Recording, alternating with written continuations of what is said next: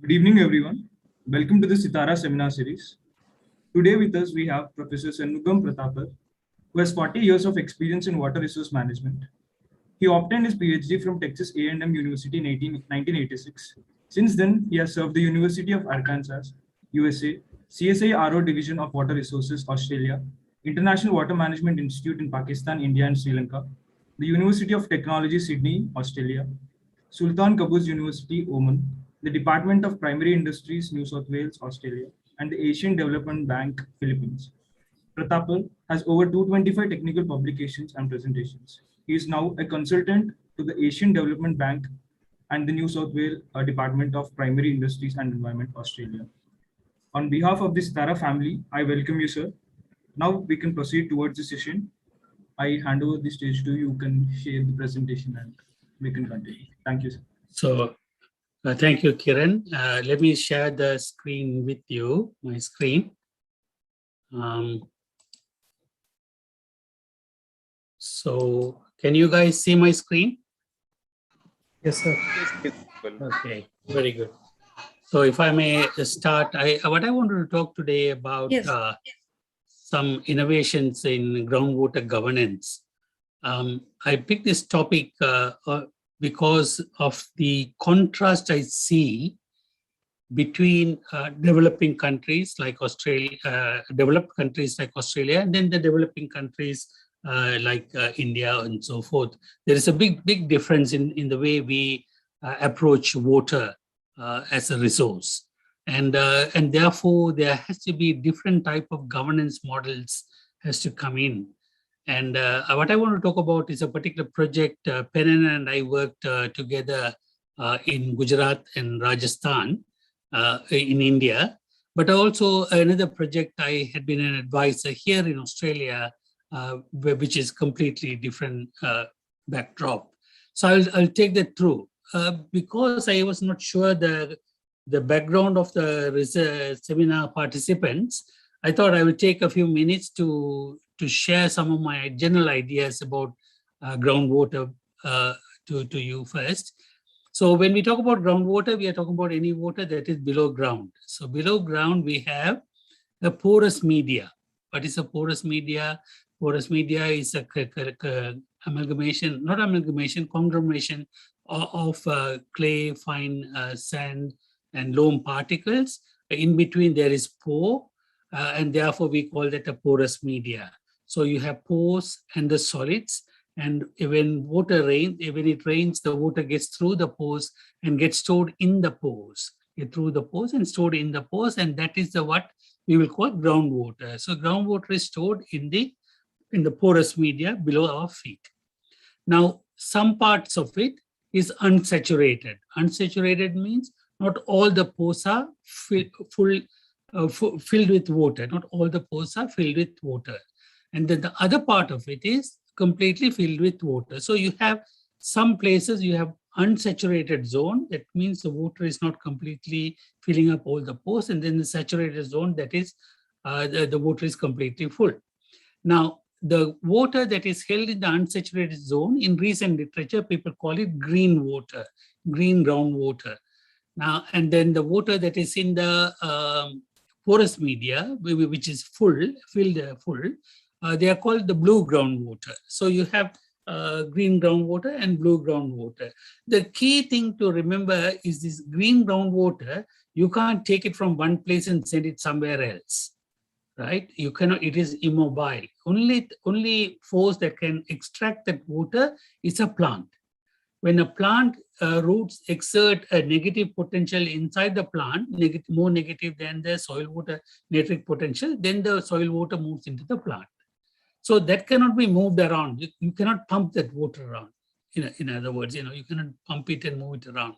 Whereas the blue water, you can put a pump, suck it against gravity and move it around and redistribute it either on the farm or somewhere else. So that's basically the difference between green water and blue water.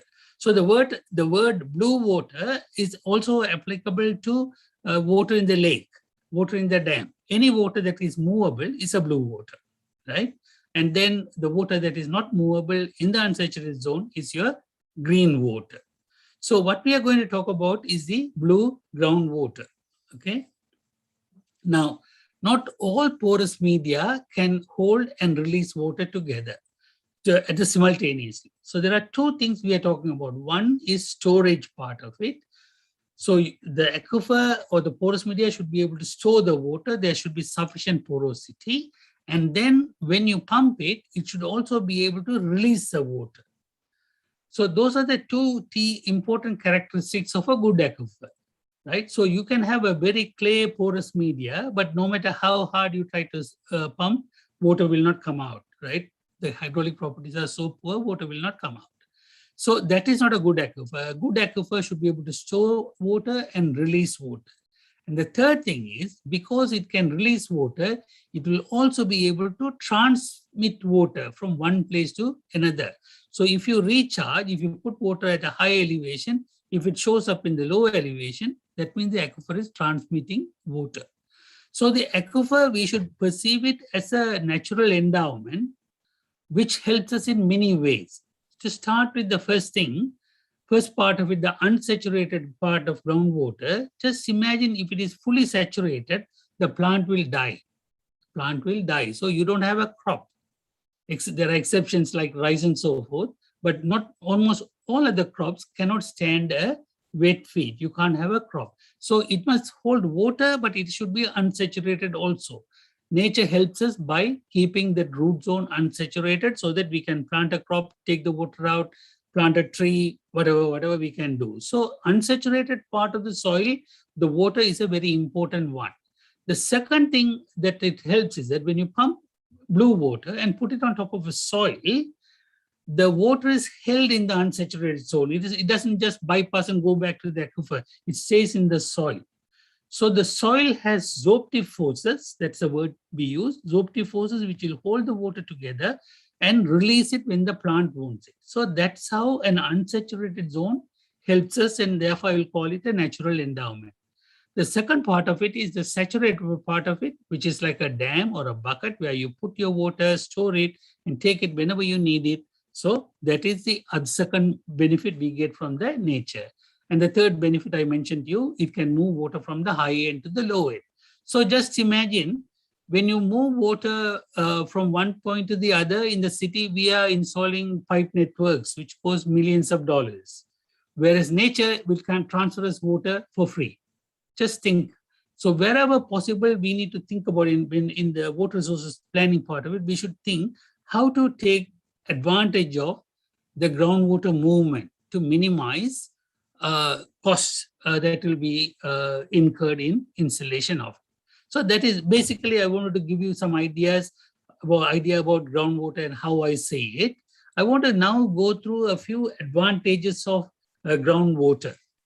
The first is the groundwater is usually free of microbiological pollutants. Now, if you go to a lake, there are plenty of lakes in India. There are lakes all around the temples and so forth. And when you go there, you always find algae floating, or somebody has thrown a plastic bottle into it or whatever, So, and so there are always some form of contaminant pollutant in surface water. You can't do that to aquifer easily. Not that aquifers cannot be contaminated, they can be contaminated, but not very easily. Say if you spill a oil spill or whatever, one day or other, the oil spill will get to the aquifer and therefore contaminate the aquifer. The second thing is that the water can be stored there safely for indefinite periods of time. It's like if you have a water in your overhead tank. In India, there are a lot of overhead tanks. You got to clean it occasionally, isn't it? Otherwise, it will become all moldy and smelly. So you got to clean it. Whereas the water in the aquifer, you don't have to worry about it. It will remain clean. And it is less likely to be contaminated. We talked about that one. And because it stores, you can provide water when it is not raining. So you can think of it like a bank account. You put the money whenever you earn and then take it whenever you need. So when it rains, you store it. When it is dry, you pump it. Now, a lot of places, also in India as well, people used to travel. I think it's getting a lot less these days. Used to travel distances to get drinking water. I remember reading about 8 kilometers some kids have to walk through, and today you don't have to do it. The water pretty much is available wherever you go, but it may not be the case. But I think Indian domestic water supply is a lot improved in the last 30, 40 years. And then, of course, when you give water close to your house, when it is freely available, people will start taking shower regularly, wash their clothes regularly, their hygiene, health will improve, and then with their productivity and the lifestyle will also improve. There is all, I talked about the issue of women have to walk distances to fetch water, women and children. This is still the case in Africa. I'm advising a project in Papua New Guinea, still the case. The children they cut school to go and get water. They miss out on education. So if the water is under your feet, you just pump it and use it. So groundwater has a lot of advantages compared to the other forms of other source of water, particularly the dams and tank water and so forth, right? So that's what I want to illustrate to you. So when we talk about groundwater, I told you about the aquifer being a media where you can store the water, and then aquifer that can release the water. So the way it stores the water is a process called recharge. Recharge is water reaching the aquifer or the water table. So there are natural mechanisms, precipitation, water from river, lakes, and so forth, they can recharge. And then nowadays, you also have these managed aquifer recharge programs where in the urban areas, there is rooftop harvesting. In the rural areas, Gujarat, Rajasthan, you have check dam programs and so forth. So you can also manage the aquifer recharge. People usually used to call it artificial recharge, but I think managed aquifer recharge is a much better term. You basically, all what you do is that you increase the opportunity time for infiltration. I think that's all you do. Or you directly inject into the aquifer.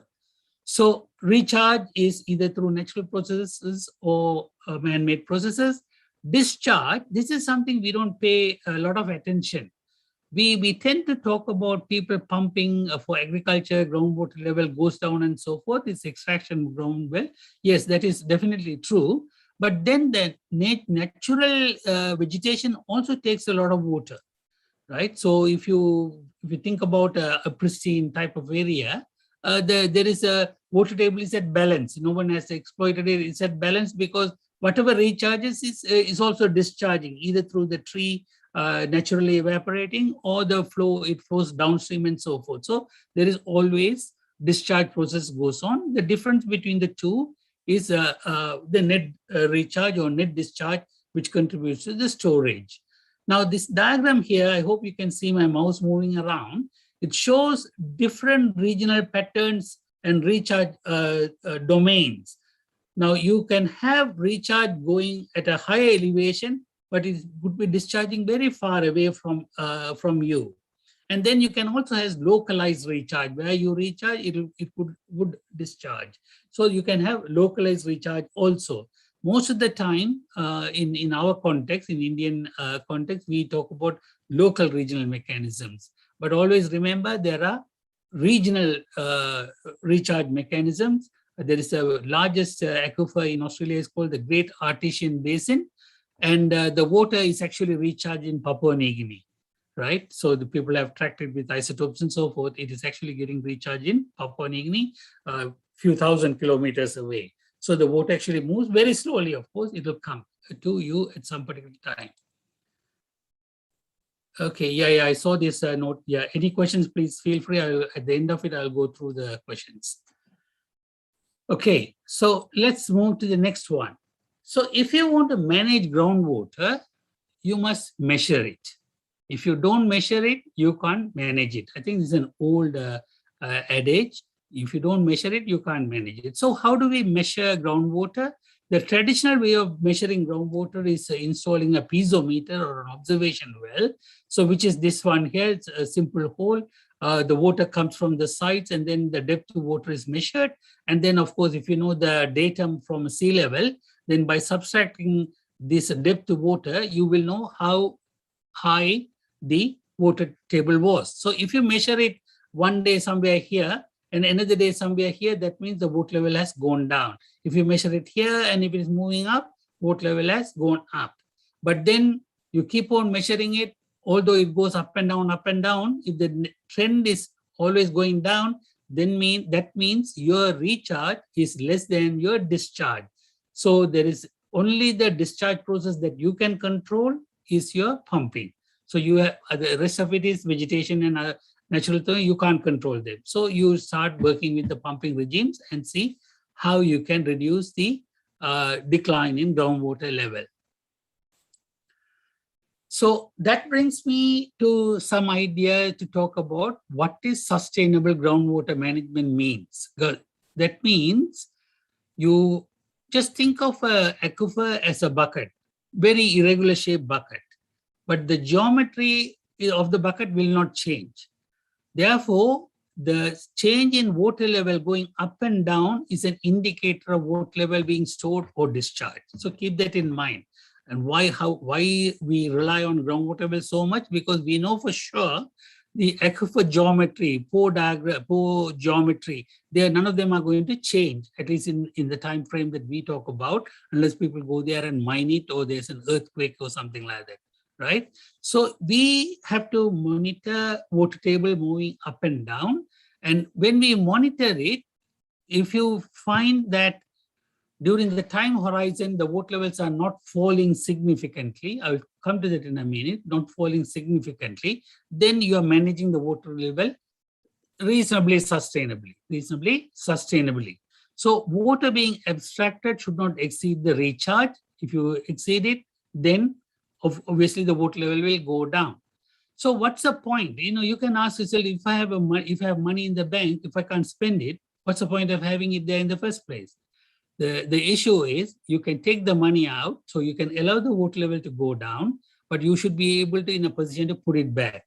That means you should live in a climate and environment that will somehow or other keep the level steady over a period of time, whatever period you chose to do it. We'll talk about it later. The second bit, the next point I want to maintain to bring it here is that the water should be shared in some equitable way, right? So because the groundwater is underfeed, nobody knows who has it, how much we pump, then there's always the issue of tragedy of commons, that everyone take advantage of it, but nobody looks after it. And that's where the problem of groundwater from unsustainability comes in. We'll talk about it a little bit more later on also. So the idea always has to be, understand groundwater is a common resource. It doesn't have boundaries and fences and so forth. But then if you stretch your fences far enough, the aquifer has a boundary. Aquifer has a geometry. It can only hold so much water, right? So if you're living in that area, all of us have to look after the aquifer and all of us should share the aquifer.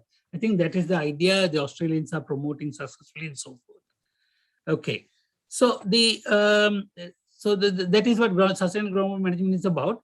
Now, I have been talking about recharge and discharge all this time, but I want to point out to you, a lot of the time, this is somewhat ignored. The last one, if you can look at my mouse, in hard rock aquifer areas, that is India is, right? Most of India, 2/3 of India is hard rock aquifer, about 1/3 of India has alluvial aquifers. So alluvial aquifers have high porosity, they can store more water, a lot of water, so you can let it go up and down. And some river basins like Ganges and Bakra, Command and so forth, they have aquifers 200-300 meters deep.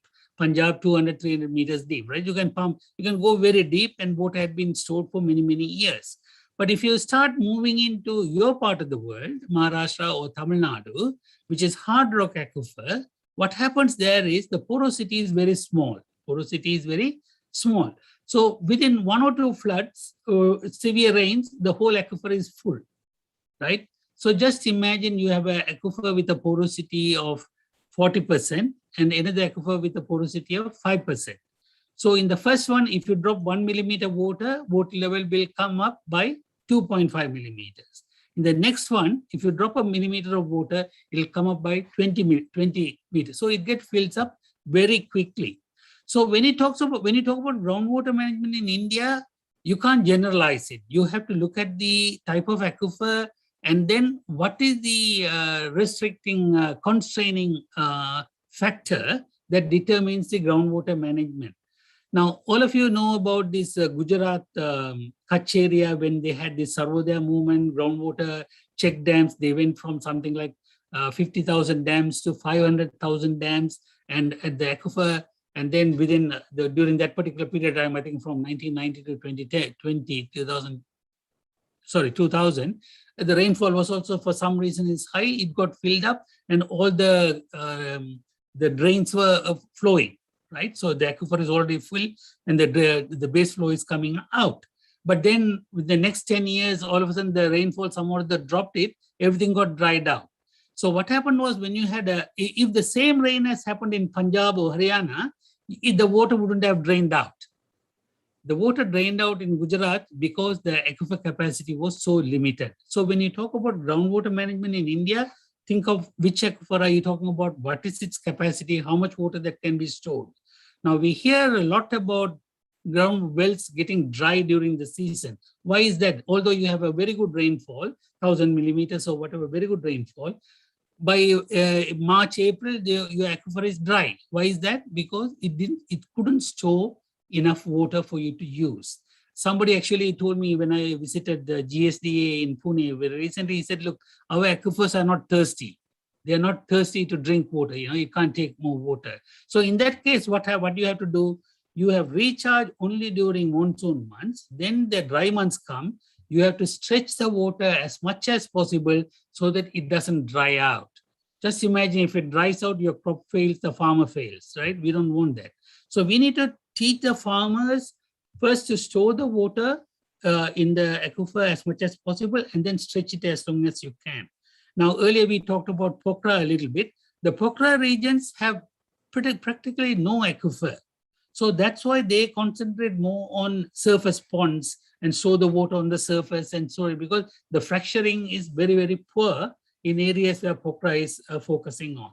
So when you talk about sustainable groundwater management, don't just concentrate on manage aquifer recharge, also start thinking about the aquifer capacity to store. And then otherwise you're putting water in one place and it'll get out in the a bit south of you. Okay.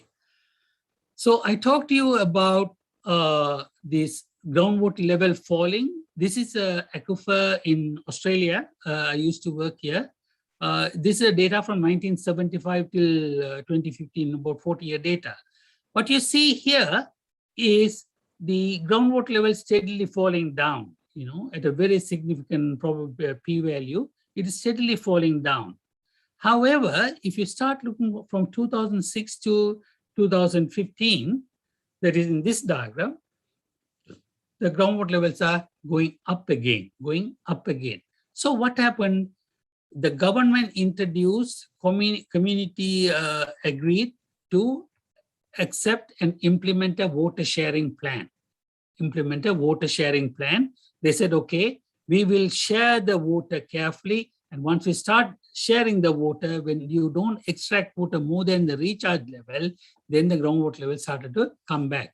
And this is important because if the groundwater or any water resource is assured, then a farmer can go and invest and make money out of it. But if it is risky, that the water is not assured, the crop will fail, the farm will fail, whole business will fail. So the merit of the water sharing plan is giving a farmer the right to extract assured amount of water. And we will talk about it a little bit later also, right? So the point here, why I'm putting there is that through management, we can reverse the trends of groundwater fall. It needs governance, proper governance. And that's what brings me to the topic I want to really talk about, is the governance. This is where groundwater governance comes in. When you govern the resource better, the chances are you will work in a sustainable environment, then you can invest your money knowing that you will not go broke, Okay, so now let's look at how groundwater governance works around. This is the project I mentioned to you in Rajasthan. So first point is groundwater is tragedy of commons. Everybody uses it, nobody takes care of it, and that is not good. So what do we have to do? We have to make everybody understand what's happening below the ground, because people don't intentionally abuse a resource. They most of the time they just don't know. So one thing that was done in Rajasthan was on this particular project, Pen and Noses project, where we started educating locals to monitor groundwater level. So they started a program called Bhujal Jankar. So these are para-hydrologists, mostly high school students or high school dropouts or whoever. They were trained to, they were given a tape and tape measure and a salinimeter to check depth to water table, and then depth to water table and then salinity. So first is, once you start measuring, monitoring, then you can go about managing the resource. So I want to talk about community approach and institutional approach. Community approach is what we did in India, and then institutional approach is what we do here in Australia. So the community approach is a project called MARVI, Sustaining Groundwater Use in India, Monitoring and Management at the Village Level, Manage Aquifer Recharge at Village Level is what we call MARVI. The project was led by Western Sydney University. Yes. So I will talk about a little bit about it. So what we do there? We first recognize there is its complexity in groundwater management. So if you look at community, they know groundwater, they have to use it. Science, groundwater, plenty available. University knows all about it, but they don't interact with the community. And then, of course, government start putting regulations and so forth. Okay, so putting regulations which doesn't really take a proper take advantage of community and the science. So what we have done in this particular project is to bring the three parties together: the community, the academia, and the government parties together. We train para-hydrogeologists. Like I mentioned to you, these are high school students or local people who can read and write. We taught them how to monitor groundwater level at their own wells. So each Bhujal Jankar was given responsibility for about 25 wells, right? So he will go there every week and measure the depth of water, depth to water, water quality, and record it. He will, and occasionally an NGO will go there, bring all the data together. They will sit down and work, understand what the data is all about, explain it to them. And then to support it, we also provided some additional tool for data collection, And what we introduced was a mobile app. So here you find people going there, measuring data. So there's a data that collected over a year, how the water level, how deep it was, how shallow it became when the monsoon came, and then it dropped back. Now, fortunately, in this particular well, there is still water by the time we have gone through 26 weeks. So, but you know, as you know, it's 52-week business. By the time we go, we may probably run out of water, right? Run out of water, and which we don't want it. So we then also developed an app called My Well, and this was given to Bhujal Jankars. And so they will collect the data and send it, the ones, no sooner they have a GPS on it, they will enter the data, click the button, it comes to the server, and then there are some fairly modern groundwater depth sensors and met station also collecting data and sending it. All of it comes to a particular place where it's centrally processed and then delivered to the clients who want to make use of it. The whole idea was to build the capacity of the community, first to recognize how the groundwater level fluctuates, and then help them think about how to share the water. And that is the important part we have to get in, because we know based on the geometry of the aquifer, there's only limited water that can be there. The second approach is institutional approach in Australia, what we call we call water sharing plan. which before that, I want to talk about a particular concept in Australia. By the way, I'm not in any way comparing Australian farmer and the Indian farmer, Indian normal, not the corporate farmers. Yeah, we can compare, but not the small farmers. I'm no way comparing it. What the Australians did was they did something very unique. In the past, the water right was tied to the land right. So if you have a particular piece of land, then you are also entitled to a certain amount of water from the canals or rivers, or certain amount of water from the aquifer. So the water rights and the land rights were tied together. What the Australians did was, in about 20 years ago, they said, look, no, it doesn't have to be. If you want to, you can sell your water right to somebody else without selling your land. So you can keep your land, but sell the water right, right? So what that did was, suppose there were a lot of rice farmers. They were using a lot of water and producing very poor profits because rice doesn't get much profit. So what this guy did was they sold the water right to people who were growing grapes. And the grapes, then the wine is produced, they get much better profit. So these farmers, just by selling their water right, they were able to make money. And the water moved from low productive areas to higher productive areas. So the country's GDP also goes up. Income level, farmers' income level, everything goes up. That was a pretty smart idea, I thought. They did it in 1994. That is the first attempt to restructure the water sector. And then what they did was they brought in a concept called water sharing.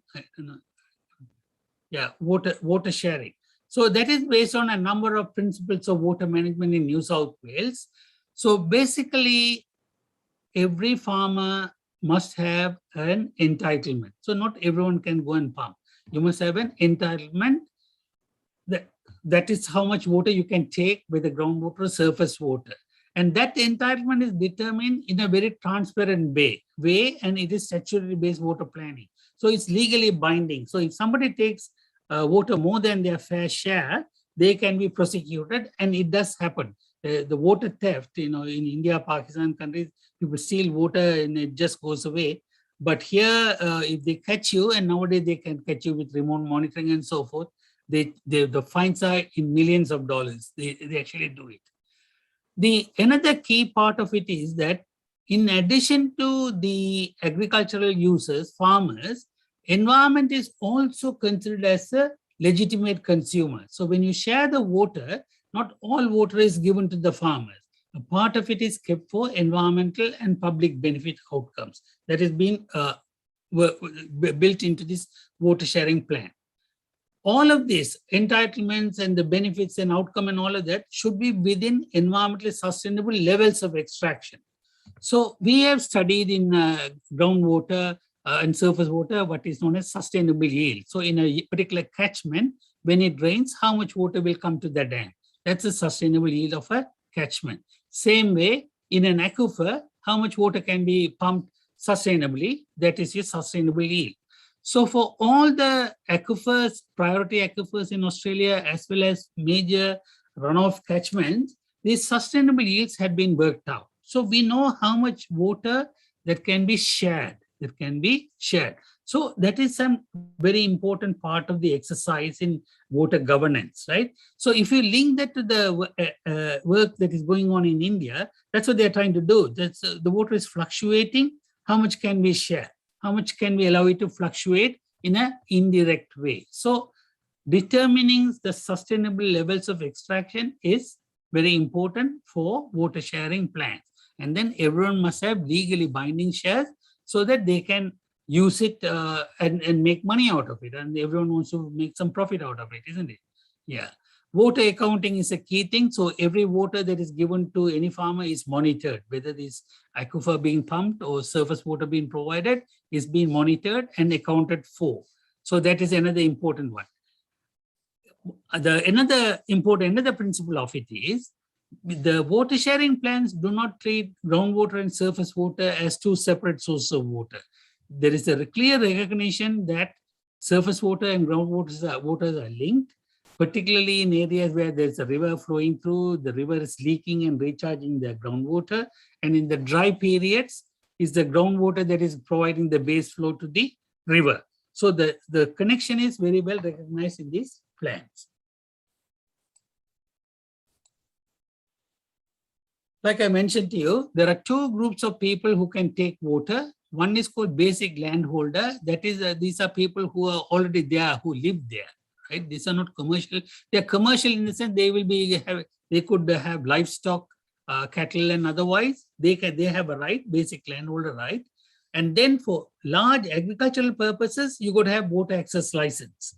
You must have a license, and then based on that only you will be allowed to build what we call supply work approvals. And then once the approval is given, then you can go borrow money and put a well or so forth, because these wells are very deep, cost you probably a few $100,000. So you don't want to just jump in and spend the money without getting the basic landholder right and the water allocation allowances tied to. Clearly worked it out. Using that only you can borrow money from the bank to build your well or any water infrastructure. All of these things are legislated. We have a Water Management Act. I live in a state called New South Wales. There's a Water Management Act. It's clearly legislated. So it is approved by the Parliament. It will stand in the court of law. The police can prosecute you. The environmental people can prosecute you. Also, you can take other people to court if you think they are violating it. So legislative support is there in Australia. Based on all of this, is for every water resource, whether aquifer or catchment, there is a water sharing plan. So all these things are clearly built in. What is the sustainable yield for this particular aquifer? What is the sustainable yield for this particular catchment? How much water will come? And therefore, what will be your right? Let's say that there are 1,500 gigaliters of water coming into a particular area, and then there are 500 farmers and different land sites in the holding and so forth. Based on that, everyone has certain right to groundwater, certain right to surface water. Surface water is a little bit more tricky. What they do is that they give high security water and low security water. That means if there are high security water, you have to pay more money, but you will definitely get that amount of water. Low security water, you pay less money, but if they have water, they will give it to you. Most of the time, they do have water for both.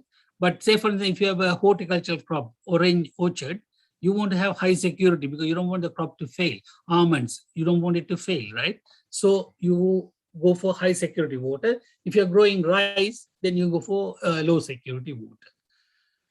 So water sharing plans is basically how Australia manages water resources, including groundwater resources.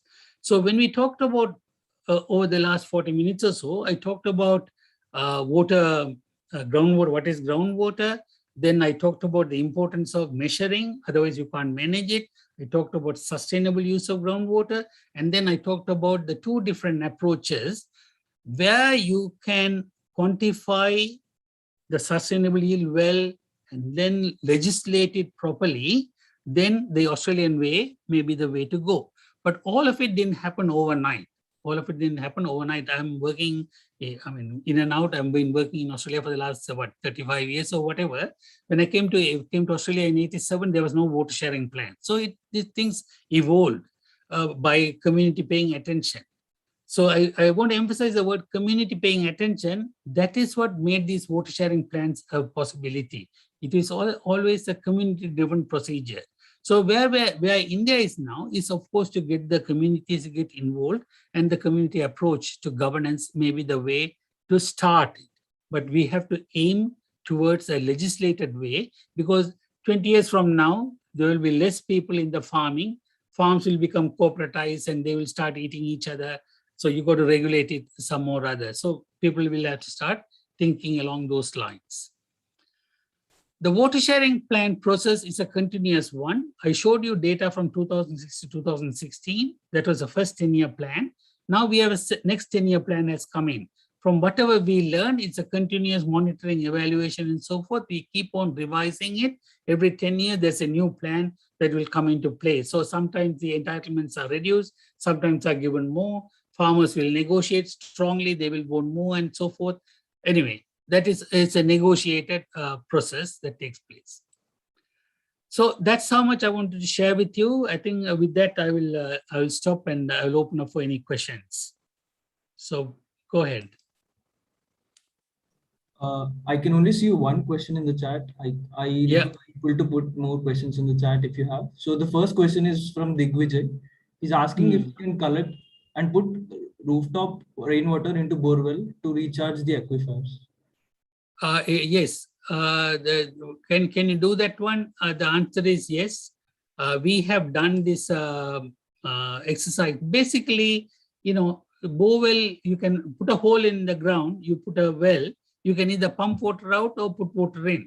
There are injection wells, there are artificial recharge programs where you take the water from the river and pump it in. So here what you are suggesting is that can this be directly diverted from the rooftop into the ground?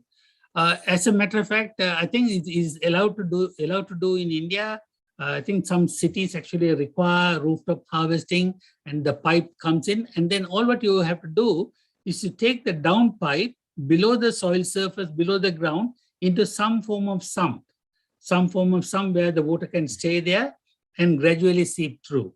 Because if you just leave it in a very narrow hole, water may back up and overflow and so forth. You'll waste the water. So make sure you take the pipe down and then create a sump and let the water go in, and gradually it will go into the aquifer.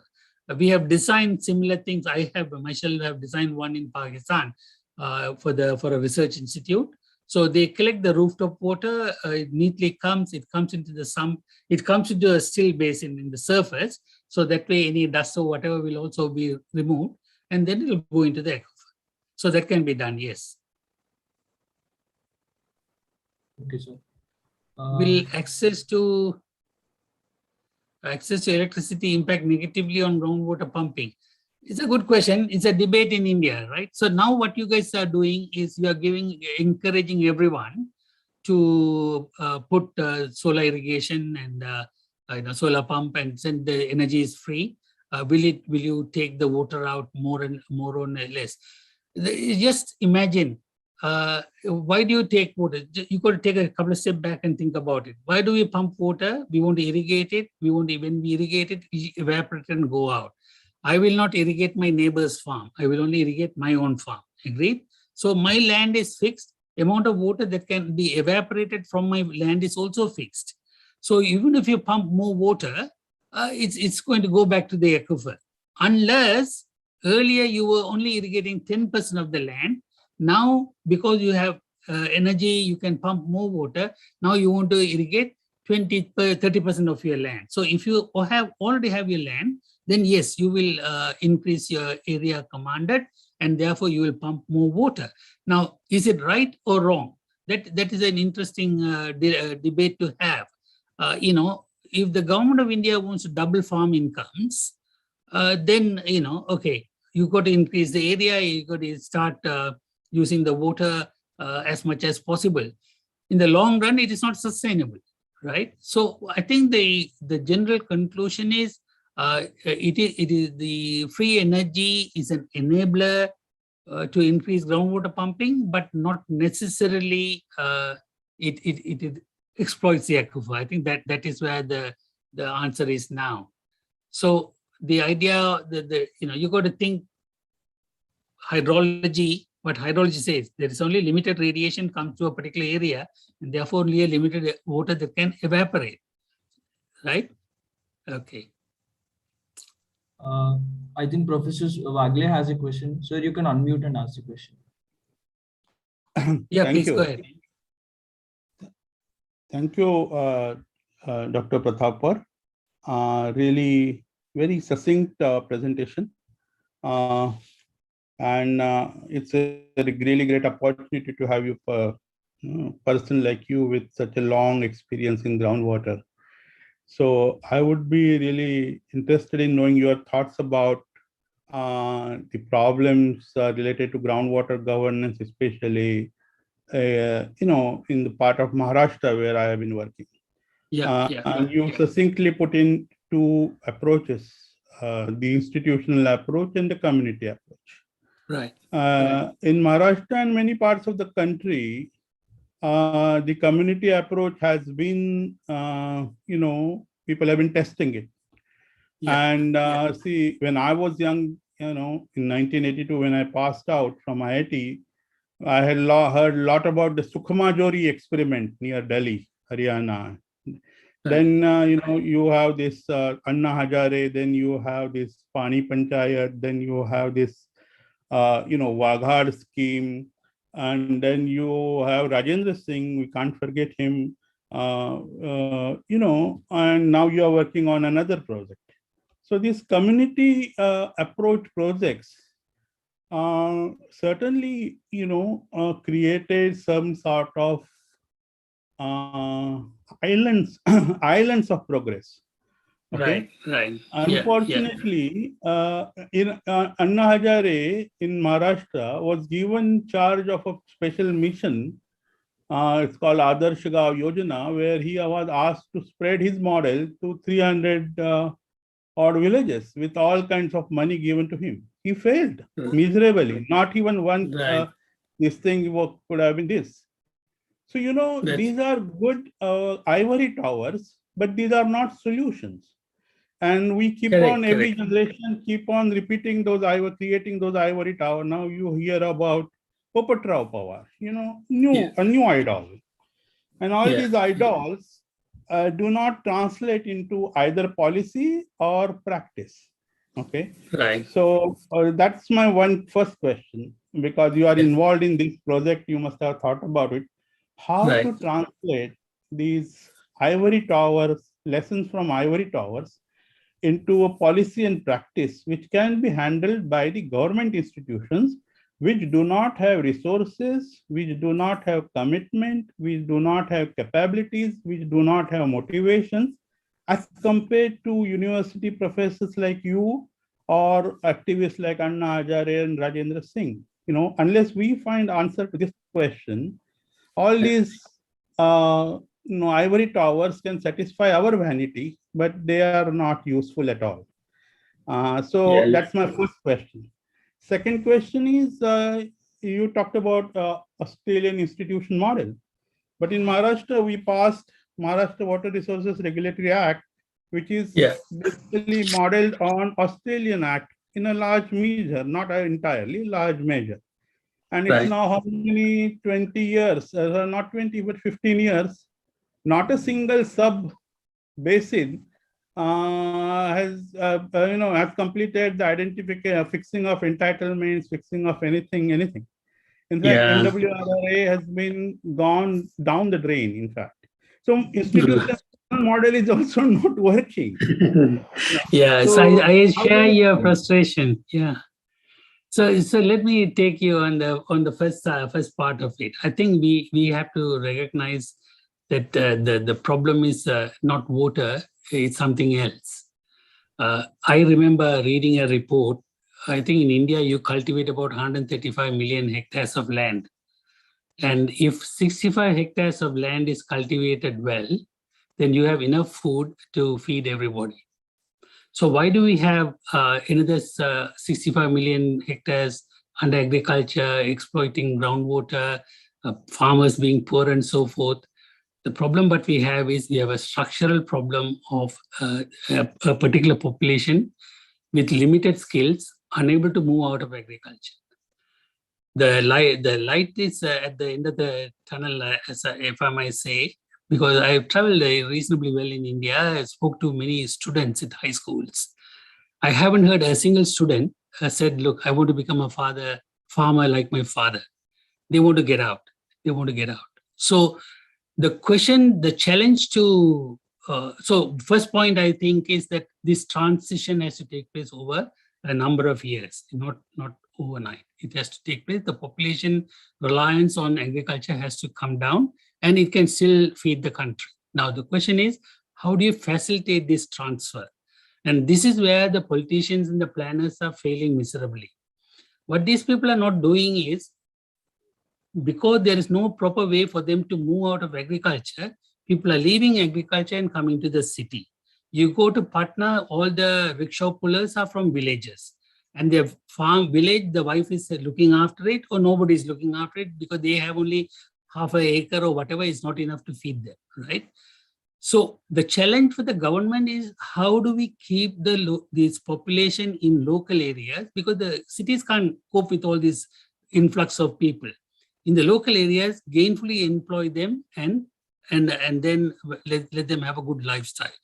That kind of thinking is not there. I spoke about it.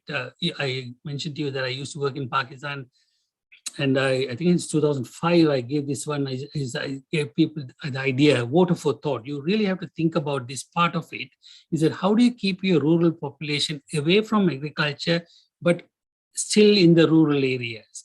What kind of investments can you bring it in? I used to brag that, instead of CGIAR, you must have heard about it. I used to be a director of IMI. I used to say the next one I'll have is not consolidated group of international agricultural research. I'll have it for rural development, RD, CGRD.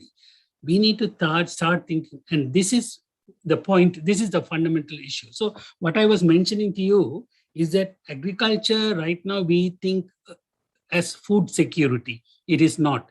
It is about employment for unskilled people. That's what it is, to keep them busy at a subsistence level, right?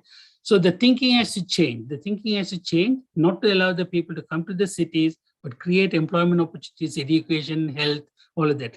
And I think that could happen with the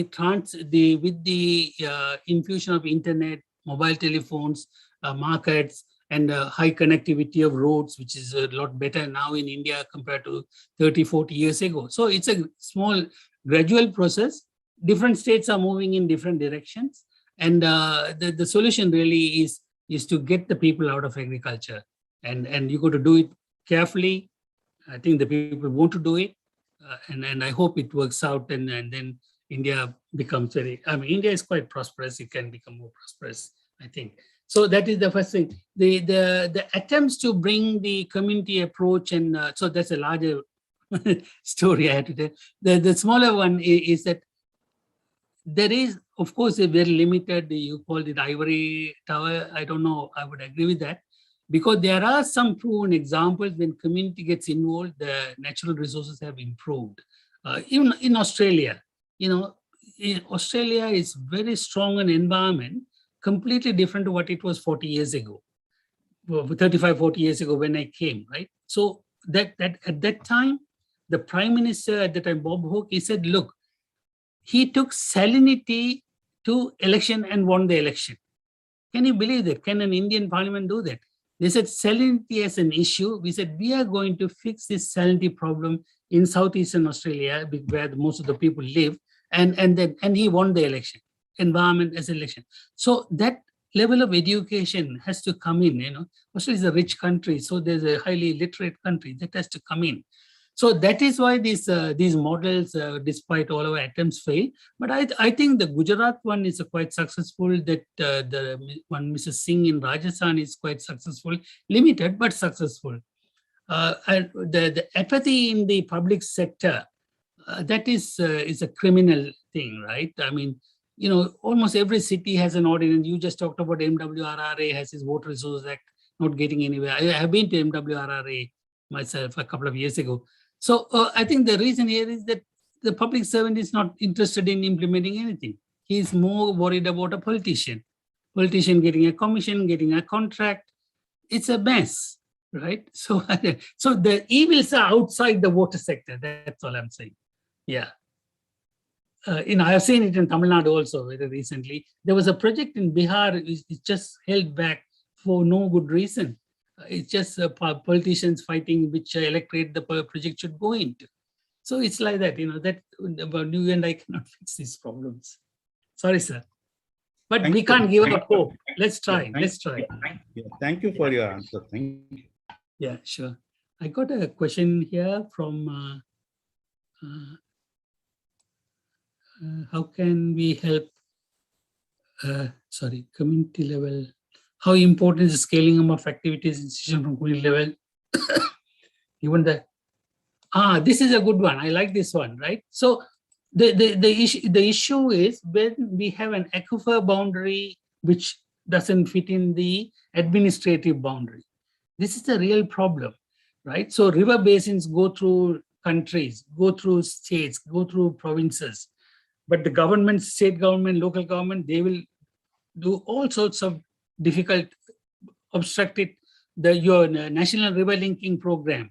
How much money has been spent to study that one, to take the water from Ganges to southern states? Why is it not working? Because the states are not cooperating, right? So the water boundary and the administrative body not falling together, it's not working out well, has not worked out well.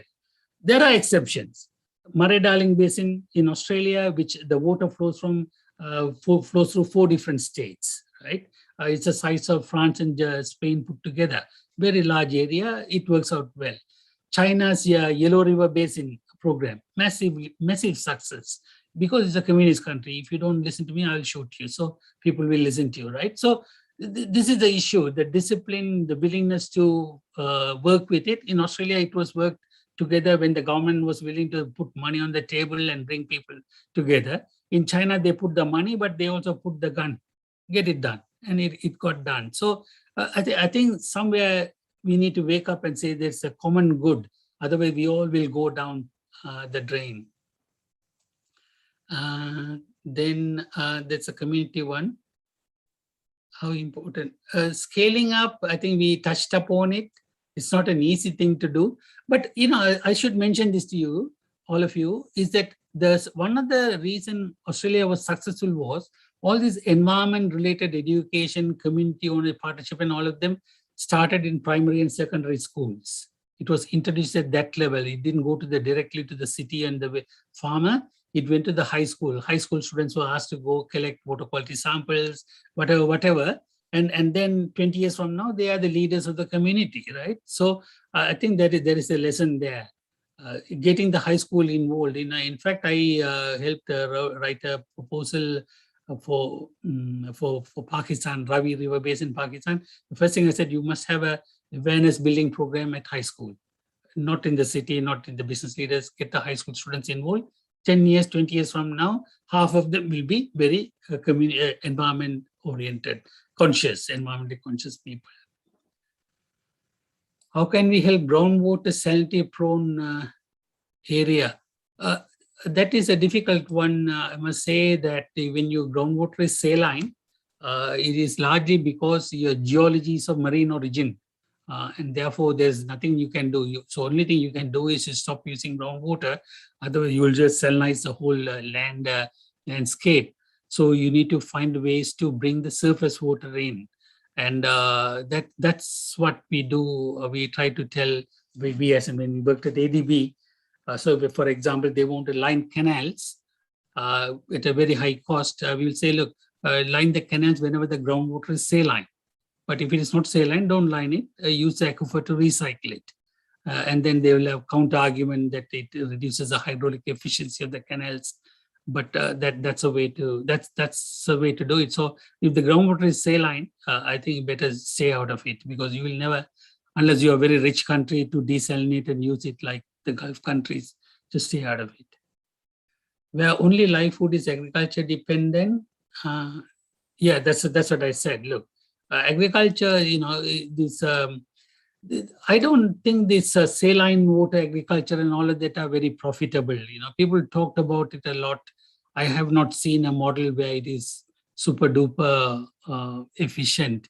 So I think the challenge is to do something else with the groundwater, saline water, and not necessarily agriculture. Plants cannot handle much toxic waters. So in Maharashtra, groundwater GSTA was enacted in 2009 in this sector, the community participation, but with little success at the field since last 12 years. My question is how the community can be sensitized to, yeah. So this is the issue, right? So here in Australia, I gave you an example where the community drove the reform process. In countries like India, it is top down. The government and the ministers decide and then say, hey, farmer, can you come and join us? I think that is where the things don't work out very well. There has to be consultation. Even now, it's not too late. Never is too late. I think there has to be an arm of community awareness building within every water resources department.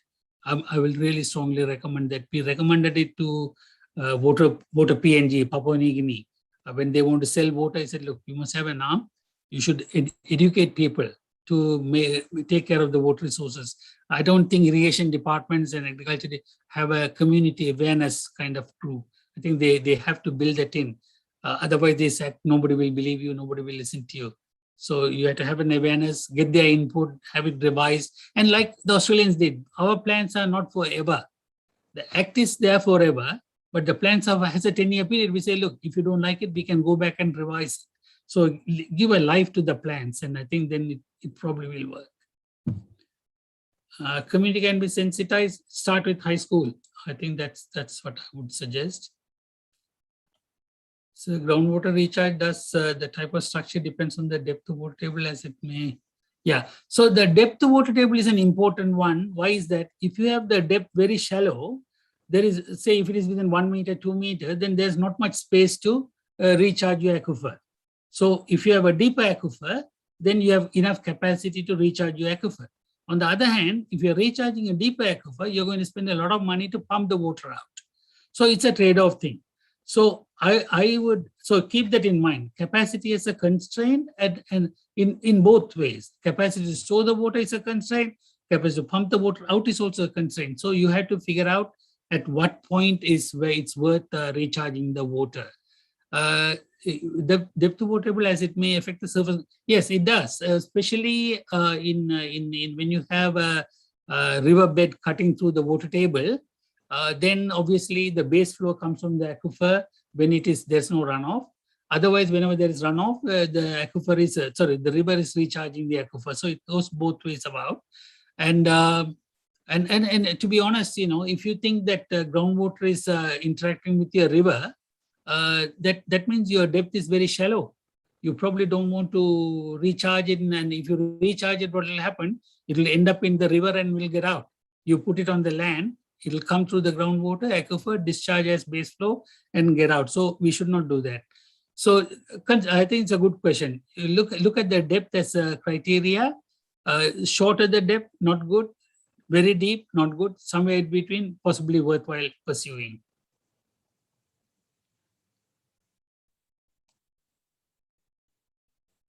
Yes, getting school children. Say every policy implementation requires economy. How can policies assure countries like Asia?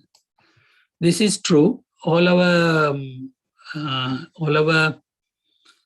programs need money, and I think that is very true. And governments not always have the money.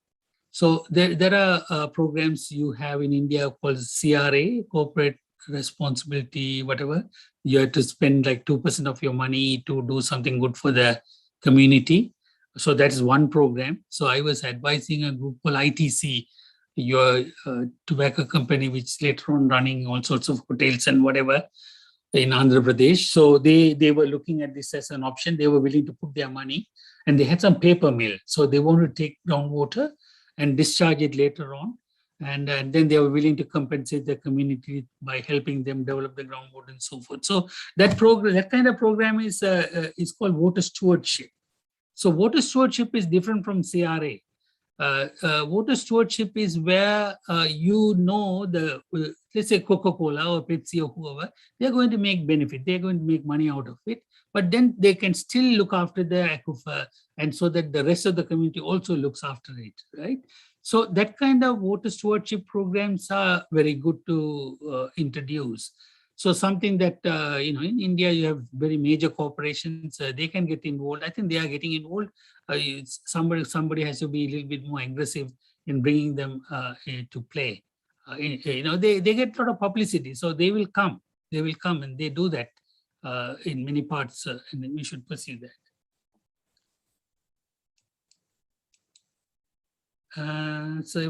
So I think that's all the questions I have. Yes, sir. Yeah. So if any of the participants still have a question, can raise their hands, or else we can end the session. Okay. So I request Professor Pennant to end the session with a vote of thanks. Thank you.